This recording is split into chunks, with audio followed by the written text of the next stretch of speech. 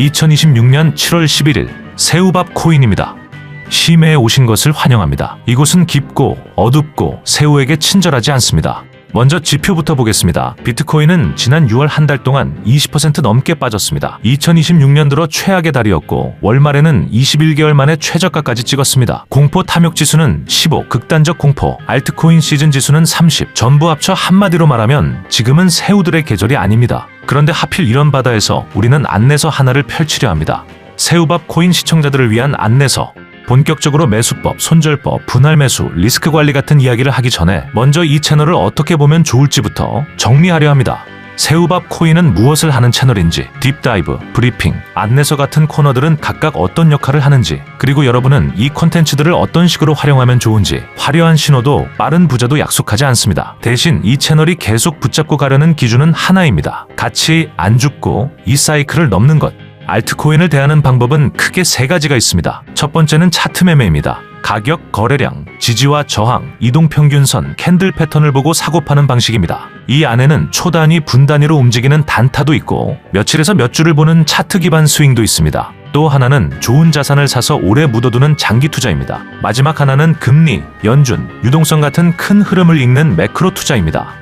셋 다 맞는 길입니다. 차트만 보고도 꾸준히 수익을 내는 사람이 있고 좋은 자산을 오래 들고 가서 큰 사이클을 먹는 사람도 있고 매크로 흐름을 읽으며 큰 파도를 타는 사람도 있습니다. 저는 이 방법들 사이에 우열이 있다고 생각하지 않습니다. 결국 중요한 건 자기 성향과 생활 방식에 맞는 길을 찾는 것입니다. 다만 새우밥 코인이 걷는 길은 이 셋 중 하나에 딱 들어맞지는 않습니다. 우리는 차트를 봅니다. 하지만 차트만 보고 종목을 고르지는 않습니다. 우리는 장기 투자처럼 펀더멘털을 봅니다. 하지만 한 번 사서 무조건 묻어두지는 않습니다. 우리는 매크로도 봅니다. 하지만 금리와 유동성만으로 모든 종목을 판단하지는 않습니다. 새우밥 코인이 하려는 건 펀더멘털 기반 알트코인 수익 매매입니다. 우리는 차트를 먼저 보지 않고 이유를 먼저 봅니다. 이 코인이 왜 지금 시장에서 볼만한지, 어떤 섹터에 돈이 들어오고 있는지, 실제 사용량, 매출, TVL, 거래량, 파트너십, 토크노믹스의 변화가 있는지, 앞으로 가격을 움직일 만한 재료가 남아있는지, 반대로 언락, 해킹, 규제, 팀 리스크 같은 위험은 없는지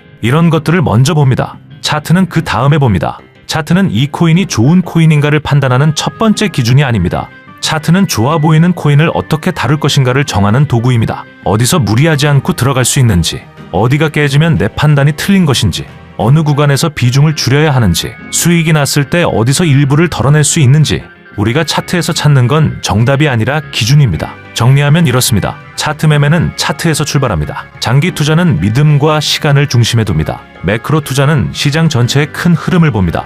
새우밥 코인은 펀더멘털에서 출발해 차트로 관리합니다. 이 코인을 왜 봐야 하는지 먼저 따지고 그 생각이 틀렸을 때 어디서 손절할지까지 정합니다. 그게 우리가 말하는 알트코인 스윙입니다. 차트만 보고 들어가는 스윙이 아니라 펀더멘털로 고르고 차트로 지키는 스윙. 우리가 이 안내서에서 다루려는 길은 바로 이쪽입니다. 이 채널에는 3개의 시리즈가 있습니다. 먼저 새우밥 딥다이브.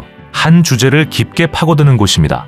저점에서 모아갈 만한 코인을 발굴하기도 하고 크립토 시장을 뒤흔든 이슈를 해부하기도 하고 시청자가 요청한 종목을 객관적으로 뜯어보기도 합니다. 중요한 건 여기서 늘 사라는 결론이 나오지는 않는다는 점입니다. 좋게 보면 좋다고, 애매하면 중립이라고, 위험해 보이면 위험하다고 말합니다. 발굴이 목적이 아니라 정확히 보는 게 목적이니까요. 다음은 알트코인 브리핑. 지금 이 순간 흐름이 좋은 것과 위험해 보이는 것을 짚습니다. 말하자면 오늘의 바다 온도를 재는 일입니다. 마지막으로 지금 보고 계신 이 안내서. 그렇게 고른 코인을 어떻게 사고 어떻게 지키는지 다루는 교육 시리즈입니다. 기본적으로는 알트코인 수익 매매 방법을 익히는 컨텐츠가 될 겁니다. 정리하면 이렇게 맞물립니다. 딥다이브에서 무엇을 볼지 분석하고, 안내서에서 어떻게 사고 지킬지 배우고, 브리핑에서 지금 시장이 어떤지 확인한다. 3개가 모여서 하나의 항해도가 되는 셈이죠.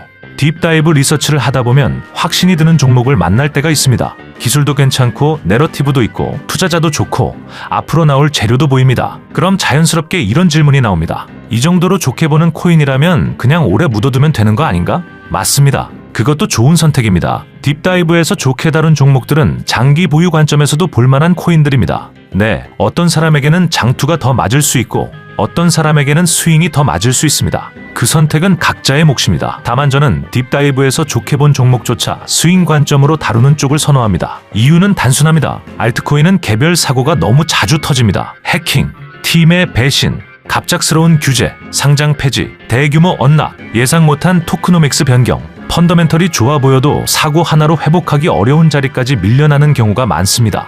우리는 좋은 프로젝트가 하룻밤 사이에 무너지는 장면을 이미 여러 번 봐왔습니다. 그래서 저에게 딥다이브의 확신은 묻어두고 잊어도 된다는 뜻이 아닙니다. 오히려 이런 뜻에 가깝습니다. 방향은 괜찮아 보인다. 그러니 더더욱 관리하면서 들고 가자. 좋은 코인을 못 믿어서 스윙을 하는 게 아닙니다. 알트코인이라는 종족의 습성을 알기 때문에 스윙을 하는 겁니다. 알트코인은 빠르게 오르지만 빠르게 망가질 수도 있습니다. 그래서 확신이 있을수록 지킬 방법도 함께 있어야 합니다. 크게 올랐다면 일부라도 익절하고 나머지 물량은 최소한 본전에 스탑로스를 걸어놓는 제 매매 습관처럼 말이죠. 그럼 우리가 말하는 스윙은 정확히 무엇일까요? 단타가 초단위, 분단위 타이밍의 게임이라면 장투는 긴 시간 동안 묻어두고 기다리는 방식입니다.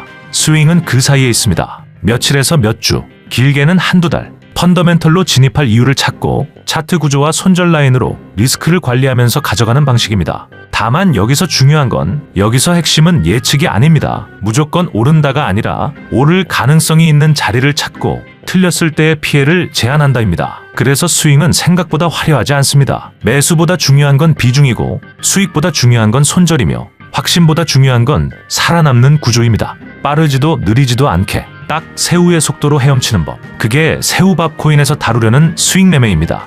여기서 꼭 짚고 넘어갈 게 있습니다. 차트 기반 스윙에서는 보통 차트가 출발점입니다. 패턴이 나왔는지, 지지선을 지키는지, 이동 평균선을 돌파했는지, 거래량이 붙었는지를 보고 진입 후보를 고릅니다. 그 방식도 분명 유효합니다. 잘하는 사람들은 그 방식으로도 충분히 수익을 냅니다. 하지만 새우밥 코인은 반대로 접근합니다. 우리는 먼저 펀더멘털로 후보를 고릅니다. 왜 이 코인을 봐야 하는지, 어떤 내러티브와 실적이 있는지, 언락이나 규제 같은 구조적 위험은 없는지, 지금 시장에서 이 코인이 돈을 받을 이유가 있는지, 이걸 먼저 봅니다. 그 다음 차트를 봅니다. 차트는 이 코인이 좋은 코인인가를 판단하는 첫 번째 기준이 아닙니다. 차트는 이 좋은 코인을 어떻게 다룰 것인가를 정하는 도구입니다. 어디서 무리하지 않고 들어갈지, 어디가 깨지면 판단이 틀린 건지, 손절은 어디에 둬야 하는지, 수익이 나면 어느 구간에서 일부를 덜어낼지, 우리가 차트에서 찾는 건 정답이 아니라 기준입니다.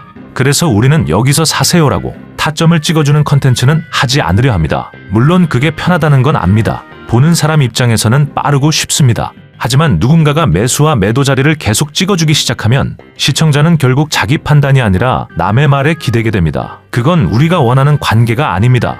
우리가 원하는 건 시청자 여러분들이 혼자 적용해서 써먹을 수 있는 방법을 남기는 것입니다. 같은 캔들을 보더라도 질문이 달라져야 합니다. 여기서 사도 되나가 아니라 어디가 깨지면 내 판단이 틀린 걸까? 이 질문을 할 수 있어야 합니다. 문제는 이런 방송이 재미없다는 겁니다. 손절은 자극적이지 않습니다. 비중 관리는 조회수가 잘 나오지 않습니다. 분할 매수는 느리고 답답합니다. 하지만 실제로 계좌를 살리는 건 대부분 이런 재미없는 것들입니다. 구독자가 느는 속도는 아주 느릴 거고 조회수도 안 나오겠지만 그래도 우리는 그 재미없는 이야기를 하려 합니다.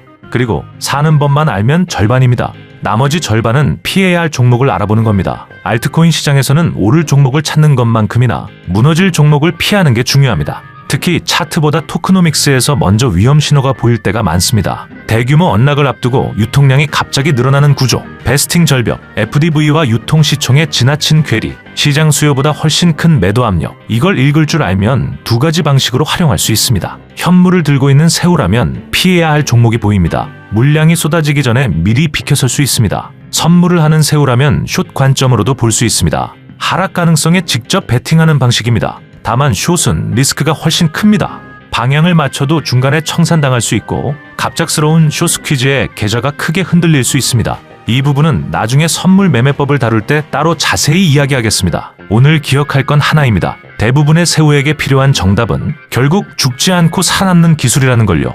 여기까지가 새우밥 코인 안내서의 시작입니다. 솔직히 말하면 이 안내서는 인기가 없을 겁니다. 지금은 코인 시장부터가 인기가 없습니다. 비트코인은 무너졌고 알트코인은 더 조용합니다. 누군가는 시장을 떠났고 누군가는 비트코인만 붙잡고 있고 누군가는 손실을 한 번에 되찾을 방법을 찾고 있습니다. 하지만 바로 이런 시기에 기준이 필요합니다. 시장이 좋을 때는 누구나 자신이 잘한다고 느낍니다. 하지만 시장이 나빠지면 그때부터는 기준이 드러납니다. 무엇을 믿고 버틸지, 무엇은 틀렸다고 인정할지, 무엇은 처음부터 피해야 할지 그 구분을 할 수 있어야 다음 기회까지 살아남을 수 있습니다. 그래서 이 안내서를 지금 시작합니다. 분위기가 좋아서가 아닙니다. 오히려 분위기가 나쁘기 때문입니다. 물이 빠질 때 옥석이 가려집니다. 그리고 그때 살아남은 판단만이 다음 사이클까지 따라옵니다. 새우밥 코인은 여러분을 빨리 부자로 만들어 드리겠다고 약속하지 않습니다. 대신 같이 안 죽고 이 사이클을 넘고 싶습니다. 고래는 방향을 쉽게 바꾸지 못합니다. 너무 크기 때문입니다. 하지만 새우는 방향을 바꿀 수 있습니다.